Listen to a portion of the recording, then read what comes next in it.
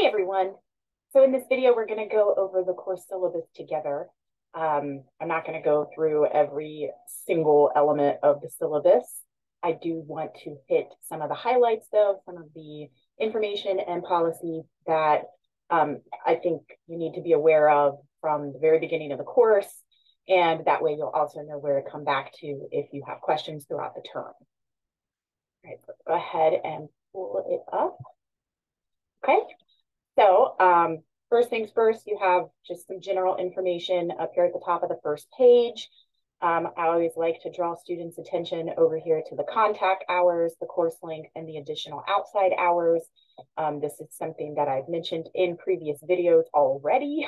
But again, as many times as I can say it at the beginning of the term, I think the more it prepares students for what to expect throughout the course. So remember, it is a 40 lecture hour class spread over 10 weeks. That means your contact hours, right? Those would be the hours that you would spend in the classroom if we were on campus. So 40 hours spread over 10 weeks, that's 4 hours a week of contact hours that you would do in the classroom if we were on campus. Obviously, this is an online course, so you do those 4 hours at home whenever it suits your schedule. But there are an additional 80 hours of outside time that you are expected to spend on this class as well. So 80 hours spread over 10 weeks, that's an additional 8 hours a week. So that would be your homework that you would have if we were on campus. You'd come to class for 4 hours, 1 day a week, and then you'd have 8 hours of homework before you come back the following week. And again, this is an online class, so you are also responsible for scheduling in that 8 hours of additional work throughout the week. So it's 12 hours a week total that you should anticipate spending on this class through every week of the term. 12 hours every week, right? It's just convenient for you because you get to decide when you devote time to this class. But if you go into the term knowing that you're expected to spend 12 hours a week on this class, I'm not going to say it's going to make it easier because that's not a small amount of time. 12 hours a week, that's significant. But if you know that going in, then it at least prepares you for the amount of work that you're going to receive each week. It at least won't be a surprise. It won't be easy per se, but at least it will be an expectation that has already been in place from the start. So 12 hours a week. Some weeks might be 13, other weeks might be 9, right? Just and each person is different as well. So I can't say that every single student that comes through this class is going to spend exactly 12 hours a week on this class, but that is a rough estimate that you should be prepared for, okay? Excuse me. Also, contact information here. This is my email address, tlester@ata.edu. This is my personal cell phone number, all right? And then this is the main telephone number for ATA Louisville. If you are based out of one of the other campuses, I'm sure you have the number for your campus. All right. This is our book. It's called Think, Critical Thinking and Logic Skills for Everyday Life, 5th edition. I know this is going to be backwards, but that is what the cover looks like. Okay. We will be using the textbook. Well, I should say, I use the textbook for sure. The lessons that I provide you almost every week come straight from the chapters of our textbook. So you will be told to review certain chapters. But the lessons that I provide come straight from the material in the chapter. I do not include every single element of every single chapter, so there will be things in the chapters that I don't discuss in the video, but that you will still need to be responsible for reading. But no assignments come straight from the textbook. I provide you with the assignments. So the textbook really is just for reading purposes and to ensure that you get all the information that you need about the class. Okay. The class itself, it is a critical thinking class. The course description says that students will identify and use critical thinking skills, processes, and techniques that will assist them in their careers and personal lives. Students develop their ability to investigate and evaluate thinking from different viewpoints and synthesize their own positions based on the evidence available. Also, students practice techniques that enable them to maximize the results they create in any long-term learning experience while identifying, analyzing, and formulating solutions to problems as they arise. So we're going to be discussing some sort of hot topic issues throughout the term. You'll be reading about them, responding to them, things like the existence of God, things like affirmative action in college admissions. I believe there's a section of one chapter on abortion. There's one on gun control. There's one on the existence of UFOs. So they are debatable issues, but I don't want you to get confused about why we're delving into debatable issues.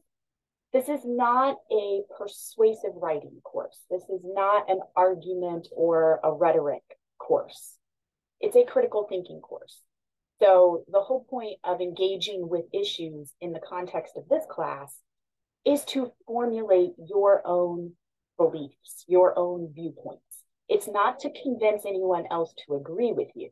It is to learn how to take in all points of view, all forms of evidence, and then to analyze them critically and to synthesize the information that you're receiving from all of these different sources and to formulate your own point of view. And then, of course, to learn how simply having good critical thinking skills can help you in your job and in your personal life. You know, it doesn't always have to be about big debatable issues. Critical thinking skills are beneficial throughout every aspect of life, right? But I don't want you to get confused that it's not nothing that we're doing in this class will be about arguing or persuading, right? Okay. Our course objectives here, these are good things to sort of be aware of because it clues you in to what you are ultimately supposed to gain from this class, what you're supposed to show that you have learned. So, analyze the processes of logical reasoning to interpret arguments. Evaluate the quality of reasoning behind arguments, interpretations, and/or beliefs. Create well-reasoned arguments. Again, that's not necessarily to persuade people. It's just to provide and support your point of view. Evaluate modes of inquiry used to gather and generate information. Formulate significant questions for exploration. Recognize one's biases by viewing an issue through multiple perspectives. Assess the reasonableness of arguments, positions, and beliefs.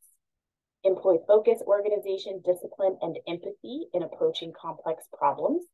And to evaluate one's own position or conclusions through reflective thinking. Okay. All right. So just gives you a little idea of what this class is really all about and what it's not about. All right. So we have our grading scale here. Just to clarify, you do need a 70% or higher to pass the class. So you can see here that an A is anything from a 90 to a 100. A B is anything from an 80 to an 89. A C is anything from 70 to 79. And then a 69 and under is a failing grade, right? So it's really important to be aware of that to make sure that you stay above that 70% mark in order to pass the course the first time around. Where are your grades coming from? There are several categories of grades, each weighted a little differently. So we have our discussions with our work, there'll be one a week, and those are worth 15% of your overall grade. And since there's only 10 of them, missing one of them or scoring really low on multiple of them, it actually can impact your grade. So when we get to that section later on in the syllabus, you'll want to pay attention to how the discussions work to make sure that you are getting full points on those every week. Then we have our weekly assignments. This category includes your vocab slides, your written responses, and your critical thinking issues. And there will be one of each of those almost every week. So almost every week, you're going to have vocab slides that you have to create and submit. Almost every week, you're going to have written responses. So questions where you provide written responses. And then you're going to have a critical thinking issue that you're going to read about and answer questions on as well. So all three of those assignments, you will have one of each almost every week of the term. And they all account for 35% of your overall grade. You will have 2 essays that you'll do. They're not going to be super long research papers, but they are essays because you will be expected to have an introductory paragraph and thesis statement. You're going to be required to have body paragraphs. You're going to be required to have a concluding paragraph. That's an essay. The link, again, it's not going to be super long. I'm going to, I'd say probably 3 pages or so. Really just depends on which topic you choose and how you decide to handle it. You're going to have a little bit of freedom as far as that goes. But it will be graded as a formal essay. You will have 2 of them, one in week 5 and one in week 7, I believe. And they will both be worth 15% of your overall grade each. And then at the end of the term, you will have a self-reflection project. You will be given, and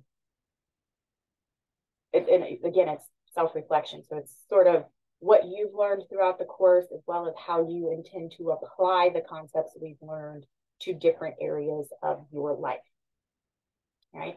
That will be due at the start of week 10, the last week of the term, and it will be worth 20% of your overall grade, okay? All right, let's see. You guys can read any of this information at your leisure if you're interested in any of those policies from ATA. The next little thing I want to point out here is our course outline. So you can see I have each week sort of planned out here. You don't really get a whole lot of information from this. If you're looking for more information, more details, you definitely want to refer to the agendas that are provided on Brightspace. But seeing the whole course sort of planned out here visually, it can allow you to sort of see what's coming next. Maybe if you're going to be going out of town or you have something big coming up in one of your other classes, you can kind of come to this outline and see what's in store for you for this class and kind of help you plan accordingly. So you can see over here in the middle, this is what we'll be covering each week, the lessons that I'll be providing. And then over here on the far right column are the assignments that you will have each week. And except for week 10, they're all due on Sunday of each week. So here in week 1, we're going to cover chapter 1. And then you're going to be responsible for these assignments over here. And all of them will be due by this coming Sunday. Right? And you can kind of see there's a pattern, obviously here in week 1, you have to deal with the syllabus form. That's a one-time thing. But then, you've got review the chapter that we discussed this particular week, skim the chapters we'll be covering the following week. Then you've got your discussion, your vocab, your written responses, your critical thinking issue. Week 2, review the chapters, skim the chapters, discussion, vocab, written responses, critical thinking issue. So the assignments follow a pattern every week until we get to week 5. And in week 5, we're going to be discussing conspiracy theories and cults. There are no chapters in the book specifically devoted to those things. So I will be providing my own lessons for conspiracy theories and cults. And then that week, you won't have any vocab slides. You won't have any written responses or critical thinking issues. All you'll have is the week 5 discussion and essay number 1. And you can probably guess that essay number 1 is going to have something to do with conspiracy theory or cults, right? And then week 6, we go back to our pattern. We'll cover these 2 chapters. You'll have the same set of assignments you have most other weeks. And then in week 7, we do cover chapter 11, but then I provide lessons on fake news and social media. And then your homework that week, again, you got a couple chapters to read and skim, but really all you have to submit is the week 7 discussion and essay number 2. You can probably guess that essay number 2 will then have something to do with fake news and social media, right? And then week 8, we cover the last 2 chapters in the textbook. We go back to our pattern of homework assignments. Week 9, all we're doing is just a course review because I want you to be focusing on completing the week 9 discussion and getting your self-reflection project ready to go. And then in week 10, the last week, you'll just be submitting the self-reflection project by Tuesday and then completing the week 10 discussion by Thursday. And then the course ends that Thursday, right? Week 10 is a short week. We only have 4 days, Monday, Tuesday, Wednesday, Thursday. So your self-reflection project will be due Tuesday. The week 10 discussion will be due Thursday, and the course ends Thursday. Final grades will be posted the following day, right? So kind of give you a little bit of information to help plan ahead or at least see what's coming up if you need it. But again, if you want detailed information, you want to go to Brightspace. Look at the agenda. My instructor policies for this course, obviously there is a respect policy that really only applies to the discussions since we are not in class together. But regardless, you should just know that you should always communicate with your classmates and your instructor respectfully.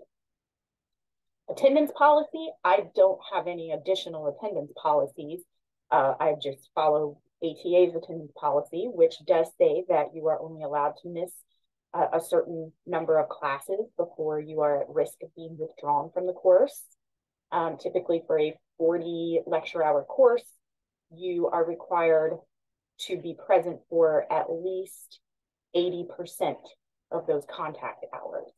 So that means you only are allowed 20% of absences. So 20% equals 2 weeks. You are allowed 2 absences throughout the 10-week term. Anything beyond that puts you at risk for being administratively withdrawn. What I will say, though, is that you should treat this class just like you would an on-ground class in terms of attendance. What happens if you take a class on campus and you're sick and you have to miss that week? What do? Well, if you are being responsible and proactive, you're going to reach out to your instructor, maybe your other classmates, try to get as much of what you missed as you can, try to get as caught up as you can before you come back the following week. That's not always possible, but it's what we should be trying to do if we miss a class on campus, is to try to show up the next week just as prepared as if we had been there instead of missing a week. Now, this is an online class, so you always have access to what you need as long as you've taken the attendance quiz for that week.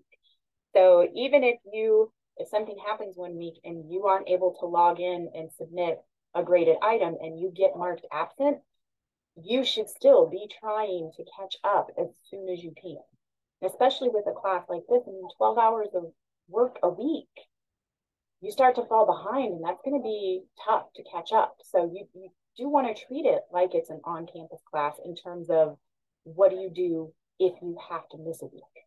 Well, you try to catch up as soon as you can. And the nice thing about an online class is you have everything you need. You don't have to reach out to me. You don't have to reach out to your classmates. You can, of course, but you don't have to. You have everything.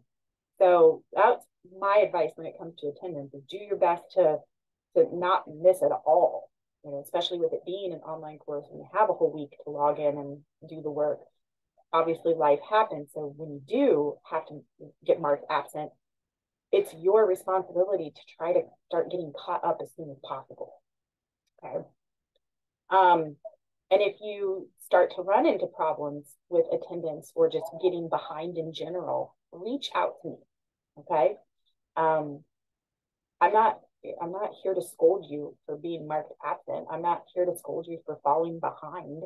You're not going to get in trouble, but reach out to me so that I can help you, because that's what I'm here for. I'm here to help. So reach out. You can email me, and you can text me on my personal cell phone. Identify yourself first so I know who I'm talking to. If I have like 5 different classes, So just tell me who you are and what you need help with. You know, it doesn't have to be through the school communication system. I provide my cell phone number to students for a reason. Okay. Late work policy. I actually have different policies depending on the assignment type. So for the weekly discussions, remember these make up 15% of your overall grade, and there's only 10 of them. So you want to do your best to complete each of them on time so that you receive full credit. But the discussions are due on Sunday of every week. They will remain open for one additional week. So if you post to a discussion during that second week, though, you're only going to receive 50% credit. The discussions are worth 20 points each. If you're posting during the week of the discussion and responding to 2 classmates, you will likely get 20 out of 20 points. If you post in the following week, the most you can get is 10 out of 20, which is still better than 0.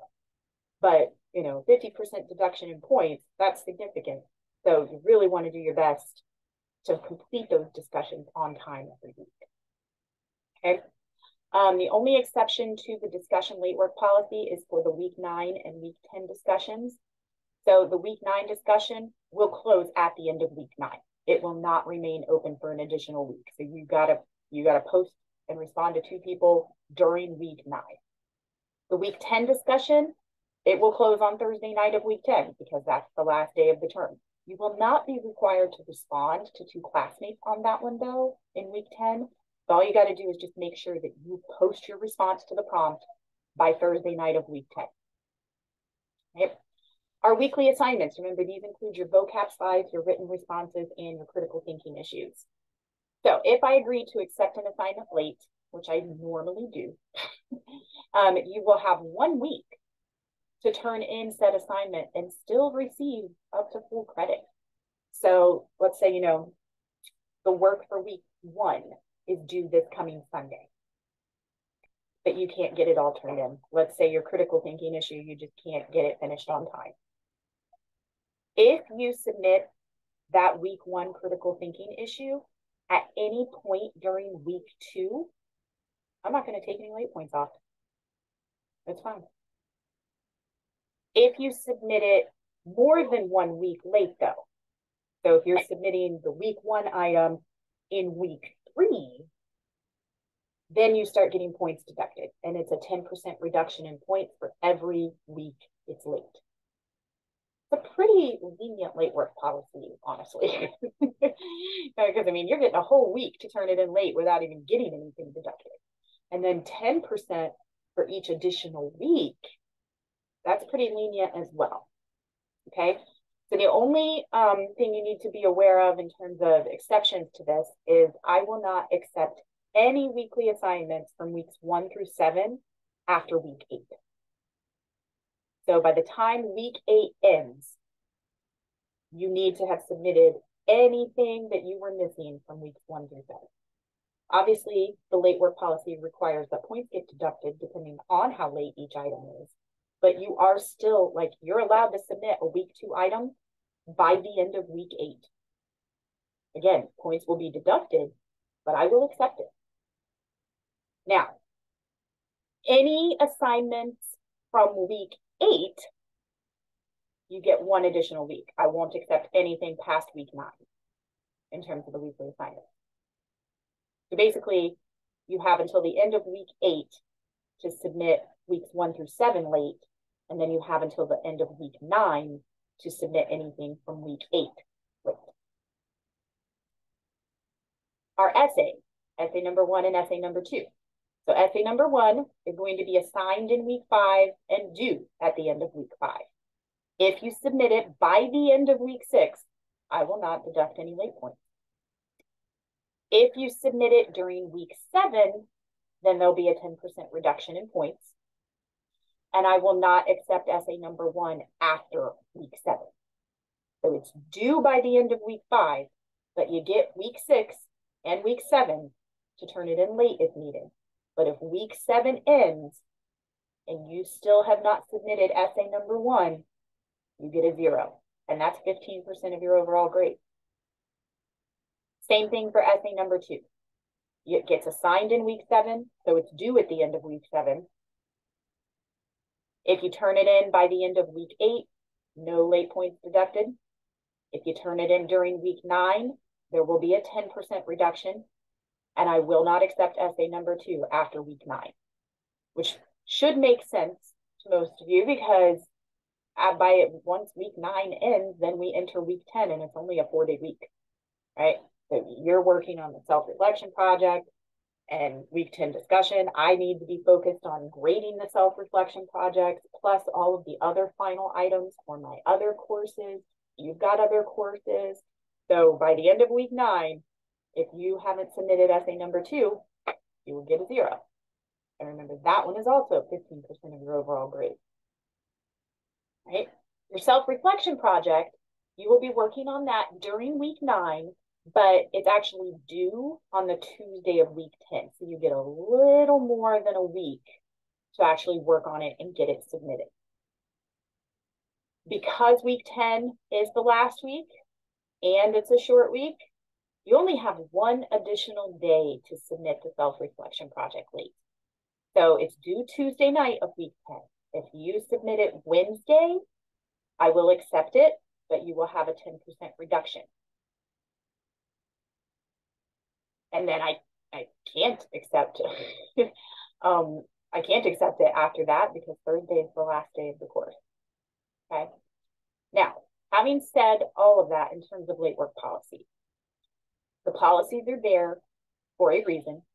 I do try to be fair. And I think for the most part, the policies are fair. But do not hesitate to reach out to me. You know, there are such a thing as extenuating circumstances.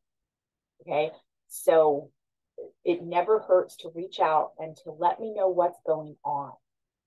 And it is possible that some of these policies can be bent a little bit if the extenuating circumstances call for it. Okay. Some things I can't, especially the self-reflection project at the end of the term. There's not a lot I can do about that. The course ends Thursday of that week. But for all of these other items, it doesn't hurt to reach out and talk to me about it. Okay. I will also have these late work policies under the getting started section. You may have already noticed them when you were going through that section. Obviously, they're here in the syllabus. You know, you can come back to it anytime, but I also put them in their own little spot under the getting started tab, just so you have a quick, easy way to click on it, and there it is. And you have a refresher of how the policies work for each type of assignment. Okay. Plagiarism policy. So I hope that everyone who is taking this class, you know, entering this program, is already aware of what plagiarism is. But it is possible that you don't necessarily know everything that plagiarism is. I think most people come to college and they know that, you know, copying and pasting stuff from the internet is plagiarism, especially if you don't give credit to the source, you don't cite it, that's plagiarism. Most people know that's wrong. But plagiarism actually encompasses a variety of different offenses. And I will have a bonus materials section. It'll be under the week 10 module, so all the way down the very last thing on Brightspace in our course content. And one of the bonus materials will be all about APA format. And one of the lessons that I will include is about plagiarism. Okay, so if you aren't sure, or if you want a refresher, if you just want to make sure that you are avoiding plagiarism in all of its forms, there will be a lesson you can go to. And if you can't find it, you're not sure which one it is, reach out. You know, it's there for you. But essentially, you know, plagiarism is a no-no in all of its forms.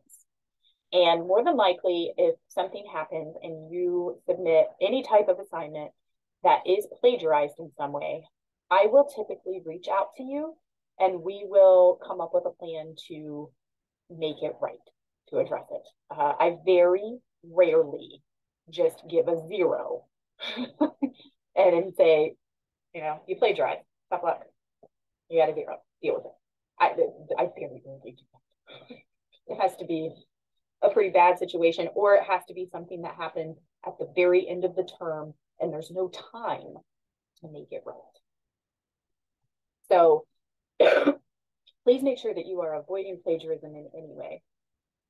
Go to that lesson under the bonus materials tab. Reach out to me if you have any questions, right? A lot of the work that you're going to do for this class is not going to require you to be using sources and whatnot. Most of what you're going to do in this class, especially your weekly assignments, it's all about your ideas, your thoughts, right? So you shouldn't be using any kind of sources except the textbook, right?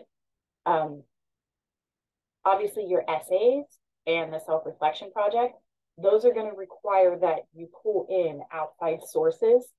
And obviously, it's okay to use outside sources as long as you are citing them. There will also be some other reminders about APA format in that bonus section. So not only about plagiarism, but just the basics of APA format, how to do reference entries, how to make sure you're doing citations correctly, how to make sure your references page is correct. You know, this class is not about research in APA format though, so that's why I'm not going over it in the actual course lesson, but I'm providing you with the materials so that you can protect yourself and make sure that you're not going to run into any issues and any problems where that you receive a very low score or have to redo something, you know? So please, just be responsible and always reach out if you're unsure of anything. So our methods for evaluating students, these are the categories that you get graded on. We have our discussion forums. You're gonna want to have your response to my prompt up by Thursday night of each week so that everyone has plenty of time and options to choose from to respond to 2 classmates by Sunday night. They are due Sunday night. Remember, they will remain open the following week, but only for 50% credit. Once that second week ends, the discussion closes and you no longer have access to it. So completing them on time is pretty important. Remember, they account for 15% of your overall grade. Your weekly assignments, we have our vocab slides, and this is really exactly what it sounds like. I will have chosen what I feel are the most important vocabulary terms from the chapters that we've covered that week. And I will provide you with a list of those vocab words, and you will create a PowerPoint presentation where you provide the definition of each term on the list, or a Google Slides or some other comparable format. Right? Those are part of the weekly assignments category, which is worth 35% of your grade. We have our written responses. Again, those relate directly to the chapters as well. I will have chosen questions from the chapters and put them all in one document together and you'll answer them, right? And then we have our critical thinking issue that you'll have most weeks. Again, these correspond to the critical thinking issues that are included at the end of every chapter in our book. So on weeks where we cover multiple chapters, I will have chosen the critical thinking issue that I think is either most interesting or that you guys will find most interesting, or that is, you know, probably more relatable, that sort of thing. But again, they relate directly to what is provided in the textbook, but I will give you the actual assignment sheet for it. All right. The written responses and critical thinking issues, those are going to be file submissions. So you will need to type out your responses and then upload that file. I will provide you with a Word document in the instructions for each assignment that you can actually download to your device, open, and then fill in your answers there. But that's not the only way that it can be done, especially if you don't have Microsoft Office on your device. You can change it to a Google Doc. You can use Open Doc. You can change it to a PDF.